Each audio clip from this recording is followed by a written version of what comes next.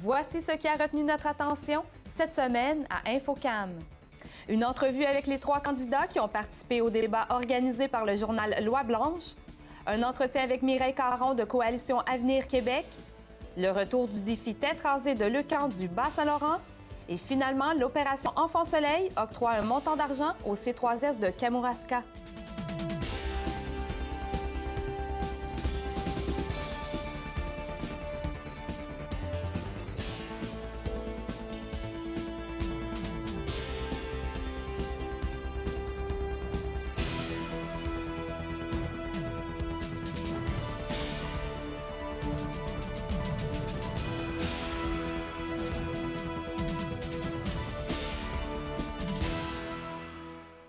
Bienvenue à votre bulletin local et régional Infocam.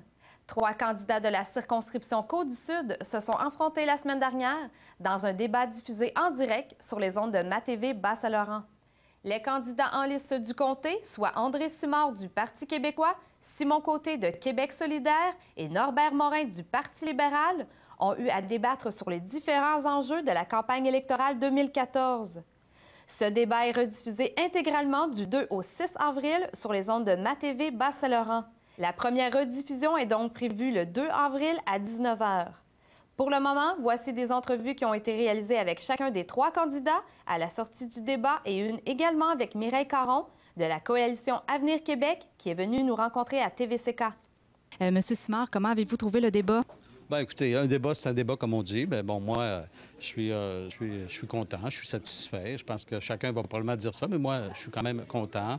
Mais je suis un petit peu irrité en quittant le débat pour les dernières paroles de M. Morin dans sa conclusion. Il a dit, pour moi, une autre imbécilité dont il est bien capable, que lui, il était né en Côte-du-Sud. Je connais tellement de monde qui habite Côte-du-Sud puis qui ont enrichi Côte-du-Sud. C'est quoi ces propos-là? Alors, ça signifie quoi? Parce que vous êtes né en Côte-du-Sud, vous êtes digne de confiance? Je trouve ça d'une imbécilité en 2014. Je ne croyais pas qu'on allait entendre cela. Alors, vraiment, c'est à peu près égal comme d'annoncer la fermeture de l'ITA, alors qu'il m'envoie une lettre ce matin pour dire que finalement, non, c'était pas fondé. Le mal est fait. Alors, M. Morin, là, il est peut-être gentil, mais il nuit à Côte-du-Sud. Et comment avez-vous trouvé les réponses de Simon Côté? Bien, écoutez, Simon Côté, c'est à l'image de Québec solidaire. C'est un chic type, mais écoutez, je dois quand même vous le dire, c'est un peu n'importe quoi. Parce qu'à un moment donné, il faut que la réalité nous revient tous les jours. Et je respecte les propos, mais je ne vois pas comment, à partir de ces propos un peu décousus, qui tirent dans toutes les directions, on peut avancer avec ça, là. Est-ce qu'il y a eu des sujets que vous auriez aimé aborder pendant le débat? Bien, moi, je pense que j'aurais aimé davantage travailler sur ce que je veux faire avec la politique de souveraineté alimentaire, parce qu'on mange 3 fois par jour. On a de l'alimentation dans nos hôpitaux. Alors, la politique de souveraineté alimentaire, qui est une politique économique, c'est un rêve à portée de main pour Côte-du-Sud et pour le Québec en développement économique. Malheureusement, je n'ai pas eu le temps d'en parler. J'aurais voulu parler de la forêt. La forêt. Je suis allé à Saint-Pamphile.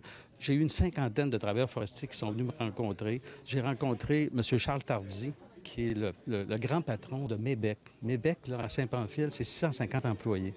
Et je l'ai rencontré avec la ministre Martine Ouellette vendredi dernier. Puis M. Tardy disait à Mme Ouellette, le sommet sur la forêt que le Parti québécois a tenu à Saint-Félicien, il n'avait que des éloges pour ça, parce que c'est une approche de concertation. Moi, je pense que le Parti québécois, là, il n'est pas parfait, mais c'est un parti qui se tient debout, qui veut que le Québec parle français, qui veut que le Québec ait des valeurs, qu'il ait un État laïque, puis qu'il soit aussi riche. Un Québec riche, un Québec prospère, mais un Québec maître chez nous. Le débat en tant que tel, j'ai pas trouvé ça facile, à cause qu'il y avait beaucoup d'animosité entre le PQ et le PLQ. Je trouvais aussi qu'on ramenait sans cesse la même vision du développement qui, selon moi, date d'un autre siècle. Là. Puis je pense qu'il est temps qu'on regarde vers les alternatives, vers une vision différente de notre société. Il est temps qu'on se projette sur des décennies, sur des quarts de siècle, au lieu de se projeter sur des 1 an, 2 ans avec des promesses électorales. Donc, j'ai trouvé ça dur de devoir vraiment là, réaffirmer le point que la vision électoraliste, on est tanné de ça. Puis souvent, quand je la ramenais, j'étais discrédité d'un bord et de l'autre, comme si ce que je disais, ça n'avait pas de sens. Alors que si on va dans la rue, on demande aux gens « Qu'est-ce que vous pensez? » La plupart sont tous unanimes, ils sont indignés, ils sont écœurés. Ils sont écœurés du discours classique des vieux partis. Moi, je pense pas que je suis discrédité en parlant de ça. Au contraire, je pense que je gagne tout le crédit des gens. Est-ce qu'il y a des sujets que vous auriez aimé aborder qui n'ont pas été posés lors du débat? Oui, j'aurais aimé parler plus de forêts de proximité, notamment d'industrie forestière. Je pense qu'on aurait pu en parler plus de ça, puis moins accaparer le débat autour de l'ITA, qui est un débat personnel là, entre les deux candidats, qui n'était pas un débat de fond et dont c'était pas très constructif, je trouve, la manière dont ça s'est déroulé. Donc, j'aurais aimé ça parler plus de forêts, d'industrie forestière. J'aurais aimé ça, justement, faire valoir le point de l'importance des forêts de proximité, qui est un concept à n'en devenir. À Québec solidaire, on croit que les forêts de proximité devraient prendre une réelle ampleur. Et ça permettrait aux collectivités d'avoir une partie de la gestion forestière, de la gestion de la ressource forestière. Évidemment que ça implique d'en retirer un peu aux industriels de la forêt, mais je pense qu'on est rendu là. Je pense que l'industrie de la forêt pourrait laisser plus de place à une autre vision du développement. Comment avez-vous trouvé les autres candidats? Je les ai trouvés pathétiques. C'est toujours la même chose. C'est du copier-coller d'élection en élection. C'est des promesses, c'est des ostinations sur des chiffres, c'est des attaques personnelles. C'est ce qu'on est écœuré de voir. Puis c'est comme ça que je les ai trouvés. Puis comme je l'ai dit au débat, je pense que c'est très important, je pense que tout le monde a le cœur à bonne place dans l'histoire. C'est les idées qui ne sont pas à bonne place. Monsieur Morin, comment avez-vous trouvé le débat? Très intéressant. Même au-delà de mes espérances, là, ça a été fort intéressant.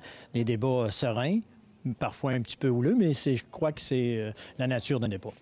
Comment avez-vous trouvé les réponses des autres candidats? Bien, les réponses de M. Côté, là, Québec solidaire, je les ai trouvées très positifs selon leur idéologie, mais les réponses de M. Simard, bien là, il n'a pas toujours répondu à mes questions. Et là, il vous reste à peu près 2 semaines avant la journée électorale. Est-ce que vous allez toujours garder la même stratégie jusqu'à la fin? Ça a toujours été ma stratégie. Je rencontre le plus de monde possible parce que c'est là que j'entends les choses et que je les mets dans mon cœur et mon ventre pour que, une fois élu, qu'on soit capable de les traiter au niveau du caucus du Parti libéral, défendre le point de vue des régions. Ce que j'entends sur le terrain, c'est très important, puis il faut absolument que mon caucus et mon parti, qui a un programme axé sur les régions, comprennent ce que les gens veulent. Et est-ce que vous pouvez faire un retour un peu sur vos engagements que vous avez faits pendant le débat? On parlait surtout au niveau de l'infrastructure. Et en santé, là, c'est l'équipement qu'il faut aller chercher. Aussi, on a besoin de médecins. On ne peut pas régler l'urgence de Saint-Jean-Port-Joli d'un coup de baguette. Donc, on a fait des choses, on a placé des équipements, on a fait des réparations pour mettre un contexte agréable. Les professionnels aiment travailler dans un endroit agréable. Donc, on a fait ce qu'il fallait. Donc, on fait des cliniques spécialisées. Et là, on devrait être capable de regrouper les médecins parce qu'aujourd'hui, les médecins ne travaillent plus seuls. C'est ça, notre dilemme. Ils travaillent plus seuls. Et qu'est-ce que vous avez pensé de la réponse d'André Simard sur l'hypothèse de fermeture du 2e et 3e tour d'inscription de l'ITA? Ce que j'ai entendu sur le terrain et ce que j'ai répété dans mon communiqué, il y avait une inquiétude pour des cours au niveau de l'ITA. Il y avait une inquiétude. Donc, moi, j'ai apporté ça. J'ai été le défenseur de ceux qui pensent que peut-être il y aura des pertes d'emploi. Probablement une que je connais, là, qui s'est déjà fait. Mais la réponse... Là, M. Simard, je crois qu'il panique.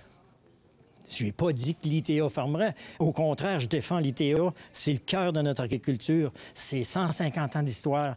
Puis tout tourne autour de l'UPA. Tous les centres collégiales de transfert de technologie, autour, il y en a une dizaine. Voyons, c'est impensable que l'ITA allait fermer. Mais, question de cours, si on rouvre la porte pour un cours, bien, on rouvre la porte pour d'autres cours. Parce que notre population vieillit. Hein? Et les inscriptions sont moindres. Mais ça, je ne digérerai pas ça. Saint-Hyacinthe doit nous envoyer des étudiants puis que ces cours-là soient à la Pocatière parce que c'est une institution patrimoniale. C'est une institution tous les agriculteurs, même qui ont passé par là, même les plus anciens agriculteurs ont passé par là. On a de juste, je crois, un cours d'agronomie à la Pocatière. En terminant, les sondages ce matin sont sortis qui vous donnent une avance dans la Côte-du-Sud. Est-ce que vous prenez en considération les sondages? Non, je travaille. Le meilleur sondage, tu connais la réponse, c'est le 7 avril. Je continue à travailler terrain, à rencontrer du monde. Et je crois que pour nous, ça va bien, mais il n'y a pas de relâchement. Je consolide le vote. Après-midi, je visite 2 industries. Je lâche pas. Ce soir, je vais faire un peu de porte-à-porte. Donc, travail. On va y arriver. On va donner aux Québécois un gouvernement qui apporte la stabilité, qui ouvre le plan Nord, qui remonte le programme des infrastructures. Et moi, la couleur de quelqu'un qui soit bleu, vert, jaune, j'ai aucun problème. Je travaille avec les gens. Je solutionne le problème. Je suis le député de tout le monde, je le dis. Tout d'abord, Mme Caron, parlez-nous de votre campagne. Comment ça se passe en ce moment? Alors, ma campagne se déroule très bien. Je fais le tour du comté. Le comté est assez vaste, mais tout de même, je rencontre des gens et les gens sont très accueillants. Et quelle est votre stratégie pendant cette campagne? Ma stratégie, c'est justement de rencontrer le maximum de gens afin de les convaincre de voter pour la Coalition Avenir Québec et d'élire M. François Legault aux prochaines élections. Il y a eu quelques jours un débat avec les candidats dans la Côte-du-Sud. Vous n'étiez pas présente. Est-ce qu'on peut savoir pourquoi? Oui, je peux justifier mon absence. Je ne me suis pas présentée parce que, étant donné que je suis une candidate qui vient de l'extérieur, je connais les dossiers, mais je ne connais que superficiellement les dossiers. Plutôt que de me présenter et de répondre des phrases classiques, j'ai préféré m'abstenir parce que je n'aurais rien appris à la population. Justement, vous dites que vous n'êtes pas dans la région. Comment pensez-vous avoir confiance de la population de la Côte-du-Sud si vous n'êtes pas de la région? Bien, tout d'abord, je voudrais vous spécifier qu'il y a 46 des candidats qui ne sont pas de leur région. Nous en avons déjà vu des candidats hors région qui ont été élus et ils ont complété leur dossier de bonne façon. Ils ont amené à terme leur dossier. Alors, je pense qu'après une étude de quelques mois, 2 ou 3 mois, si je suis élue, je pourrais à ce moment-là solutionner des dossiers. Et pourquoi vous avez décidé d'être candidate dans la Côte-du-Sud, justement? Est-ce que vous avez été parachutée un peu par votre parti? Si on veut utiliser le terme parachuté, on peut l'utiliser. Ce terme-là ne me vexe absolument pas. Seulement, on m'avait confié d'autres comtés, et 3 comtés plus précisément, et j'ai préféré celui-là d'ici parce que mes origines sont de Saint-Pamphile et de Kamouraska, et en plus, je le connaissais un petit peu. Alors, j'ai décidé d'opter pour Montmagny et Kamouraska, en fait, de Berthier à Kamouraska. Mais est-ce que vous êtes quand même au courant de certains enjeux dans la Côte-du-Sud? Bien, je suis au courant. Je sais qu'on veut réparer des égouts, qu'on cherche l'eau potable, qu'on en a besoin. Je sais qu'on parle d'éoliennes. Évidemment, il y a le tourisme, l'agriculture, etc. Je suis au courant, mais superficiellement. Et est-ce que vous avez pris certains engagements auprès de la population? Non, je ne prends aucun engagement. C'est la règle de la Coalition Avenir Québec. Nous ne prenons aucun engagement. Là, il vous reste à peu près 2 semaines avant la journée de l'élection. Est-ce que vous allez garder la même stratégie? Est-ce qu'il y a d'autres choses qui s'en viennent pour vous? C'est-à-dire que la semaine prochaine, je vais plutôt m'attaquer aux industries du coin. Le chef du Parti libéral du Québec, Philippe Couillard, était de passage samedi dernier au centre Bombardier de la Pocatière afin d'y rencontrer des partisans. Évidemment, le candidat de Côte-du-Sud, Norbert Morin, était à ses côtés. La presse locale a pu monter dans l'autobus du parti afin de poser quelques questions. Concernant l'ITA, Oui. Vous en avez abordé un sujet un peu. Qu'est-ce qui vous fait craindre, par exemple, qu'un gouvernement du Parti québécois pourrait mettre en question la place de l'ITA à la Pocatière? Bien, c'est toujours le cas quand une institution d'enseignement de région développe une pointe d'excellence. Moi, j'en ai un chez nous. Je vais parler de mon cégep de Saint-Félicien. Nous autres, c'est la gestion des milieux naturels. C'est un programme exclusif. Chaque année, il y a des cégeps, des plus grands centres qui essayent de... C'est bon, ce programme-là, on va le faire nous autres aussi. Mais si tu commences ça, tu perds l'exclusivité, tu perds la notion de caractère spécifique, puis tu diminues l'importance de l'institution. Même chose pour les arts et médias à Jonquière ou l'ITA ici. Alors moi, je vais être très attentif à protéger les pointes d'excellence dans les régions. Mais continuez-vous à affirmer qu'André Simard était au courant? Ah ben là, pour moi, là, on est sur la même longueur d'onde au niveau d'André. C'est qu'on veut que l'ITA reste. J'en suis là maintenant. Okay. J'ai fait ce qu'il fallait faire pour avoir des réponses. On a eu des réponses du MAPAC. Je suis satisfait des réponses. Ça vous rassure? Mais... Ça me rassure. On est dans un milieu très agricole ici. Oui. Qu'est-ce que vous feriez avec le rapport Pronovo qui n'a jamais été mis en place? Pourtant, c'est le gouvernement libéral qui l'avait lancé. Oui. C'est même l'ancien ministre Béchard. Bien, il y a des éléments, des grands piliers de l'agriculture qu'on va laisser en place. La financière agricole, par exemple, la gestion de l'offre. C'est des éléments d'acquis qu'on ne veut pas toucher.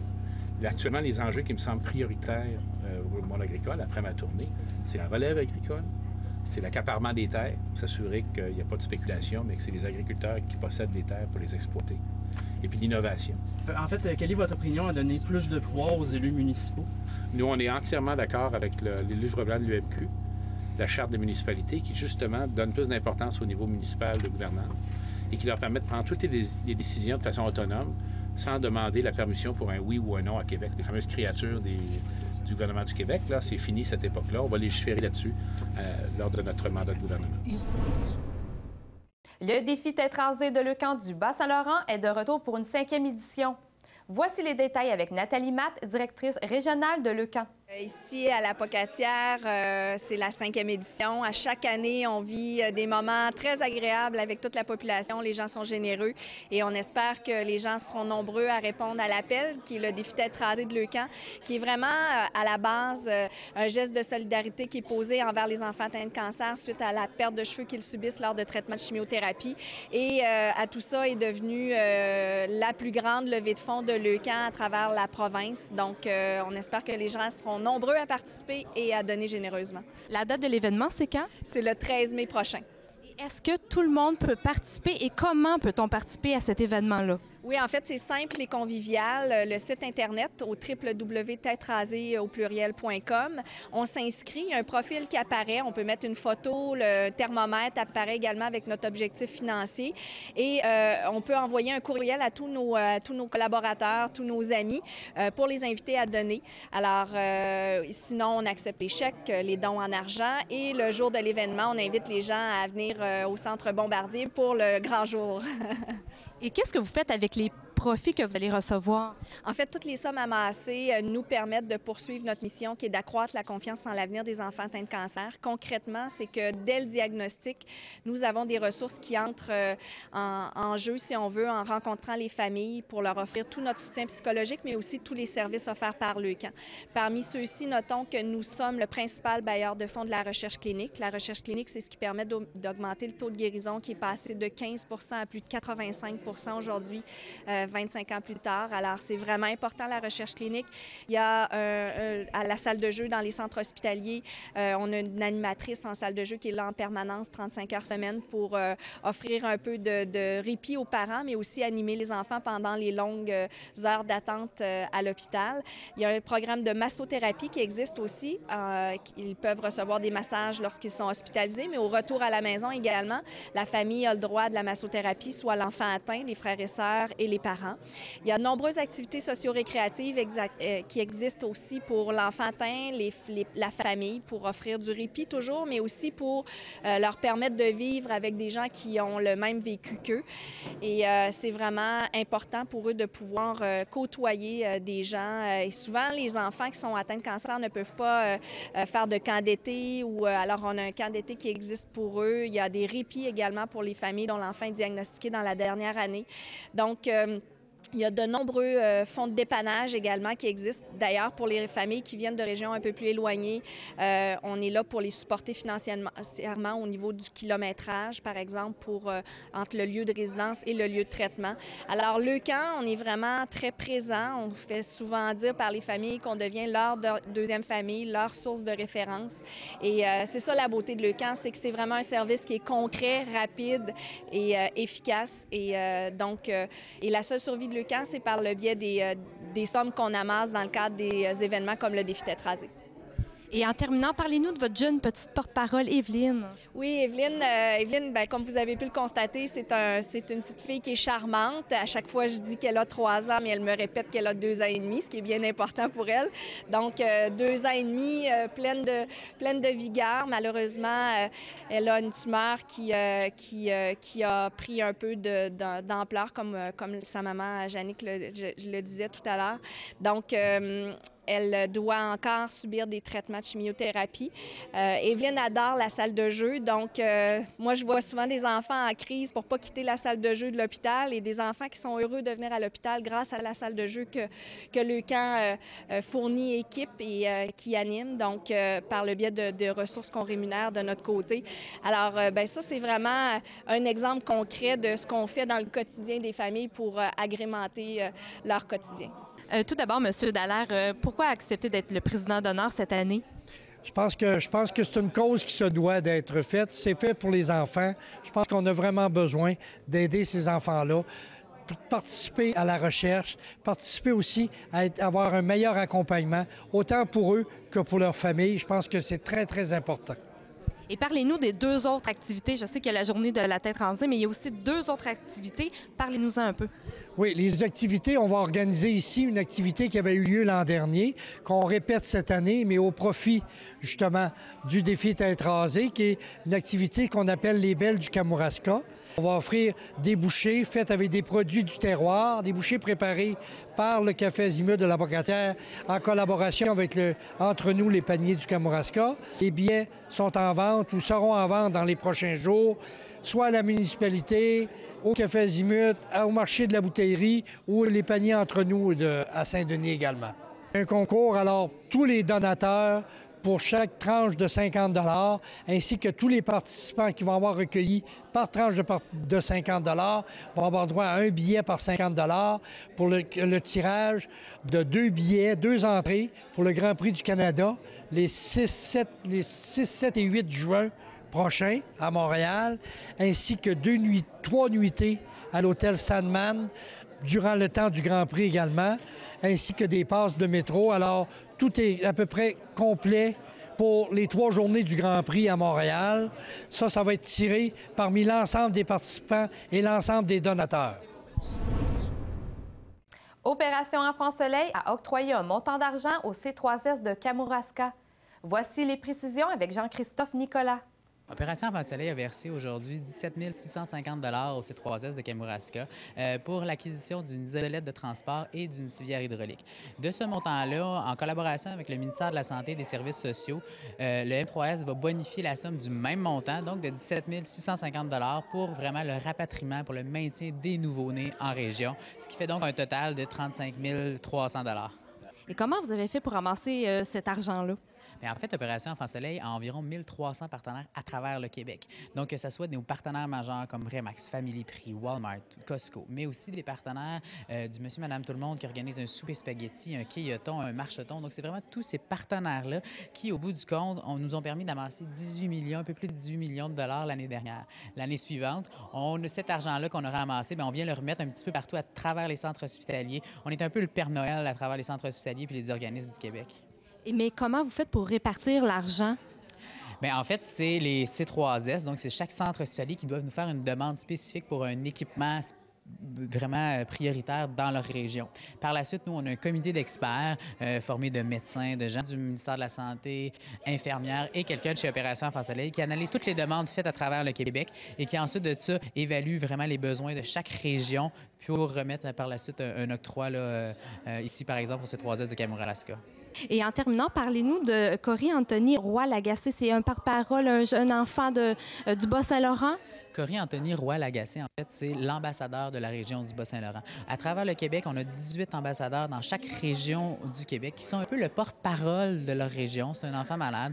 Cory, en fait, a une maladie un peu inconnue, un déficit immunitaire. On est encore en recherche à savoir qu'est-ce qu'il a exactement comme maladie, mais c'est vraiment lui qui va représenter le Bas-Saint-Laurent lors du Téléthon. On va faire une petite capsule de lui pour vraiment voir un peu c'est qui, ses parents, c'est qui dans son milieu de vie.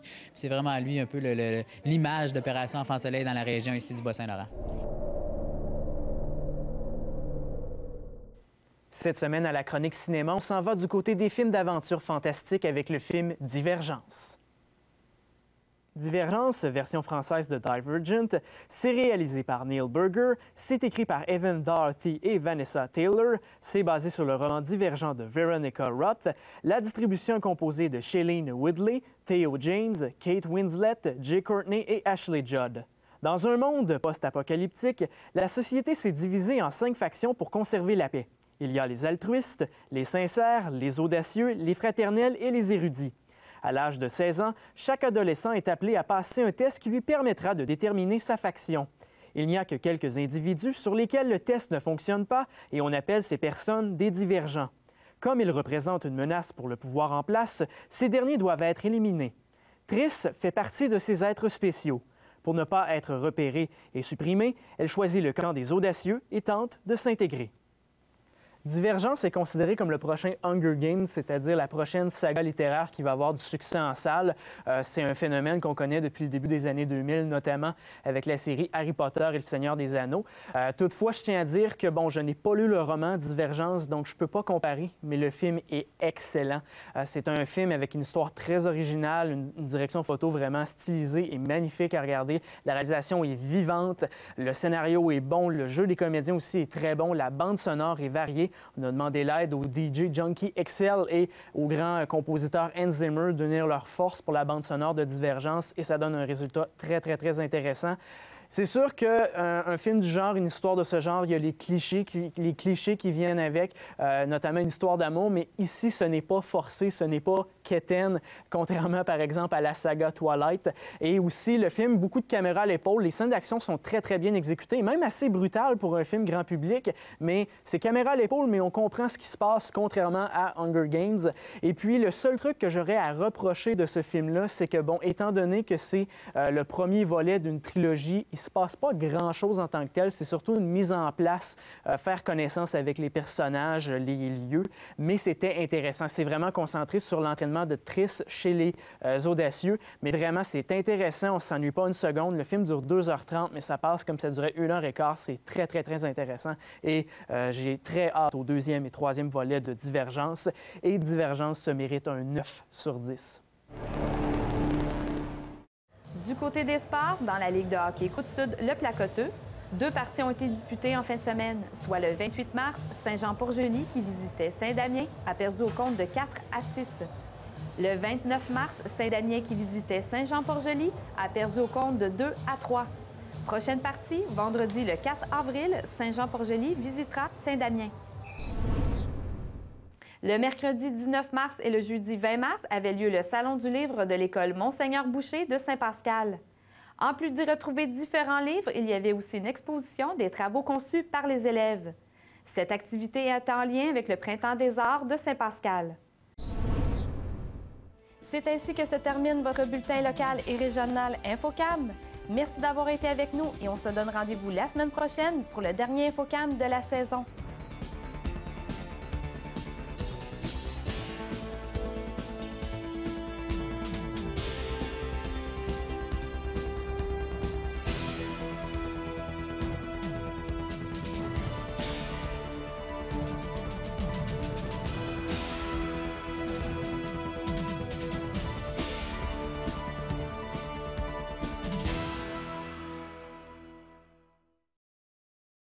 Mallette de Saint-Pascal est fière d'être associée à cette émission. Mallette, 470 Avenue Chapelot à Saint-Pascal, 88 492 3515.